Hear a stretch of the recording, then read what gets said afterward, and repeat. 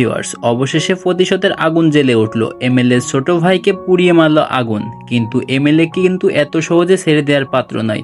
নিজের ভাইয়ের মৃত্যুর বদলা নিতে কি সে এবার আগুনের উপর ঝাঁপিয়ে পড়বে চরম হিংসতায়, তা দেখতে পারবেন শপথ নাটকটির পার্ট 3-তে। তো ভিউয়ার্স, আমি আজকে পলিগ্রাম অফিসিয়াল ইউটিউব চ্যানেলে আরও একটি নতুন নাটক ভিডিওর আপডেট তথ্য নিয়ে চলে এসেছি আপনাদের মাঝে। ইতিমধ্যে আপনারা শপথ নাটক পার্ট 2 দেখে নিয়েছেন এবং পার্ট 3 দেখার জন্য অধীর আগ্রহ নিয়ে বসে আছেন। পার্ট 3 কবে আসবে, কখন আসবে, কি চমক ঘটতে চলেছে, বিস্তারিত জানিয়ে দেবো আজকের এই ভিডিওতে। তাই ভিডিওটি কেউ 1 সেকেন্ড টু স্কিপ না করে মনোযোগ সহকারে সম্পূর্ণ ভিডিওটি দেখতে থাকেন। এমএলএ ছোট ভাইকে আগুন মেরে দিয়েছে, তবে কি আগুনের বড় ভাইয়ের মতো আগুনকে পৃথিবী থেকে সরিয়ে দিবে এমএলএ, নাকি এবার আগুন চিরতরে মুছে ফেলবে এমএলএর অস্তিত্ব? জানতে হলে চোখ রাখতে হবে আমাদের ইউটিউব চ্যানেলে, সেই সাথে আমাদের ইউটিউব চ্যানেলটি সাবস্ক্রাইব করে ভিডিওটি সম্পূর্ণ দেখতে হবে। এই ভিডিওটি 2 থেকে 3 মিনিট দেখলে শপথ নাটকটির পার্ট 3 কবে আসবে, কখন আসবে, কোন ইউটিউব চ্যানেলে সবার আগে দেখতে পারবেন, বিস্তারিত জেনে যাবেন। আর ভিউয়ার্স, আপনি যদি আমাদের এই ভিডিওতে একদমই নতুন হয়ে থাকেন তাহলে এই ভিডিওটিতে একটি লাইক দিয়ে অবশ্যই আমাদের চ্যানেলটি সাবস্ক্রাইব করে রাখুন। শপথ নাটকটির পার্ট 3 কত তারিখে আসতে চলেছে আপনারা অনেকেই হয়তো বুঝতে পারতেছেন না। পলিগ্রাম অফিসিয়াল ইউটিউব চ্যানেলে আপনারা 4 মে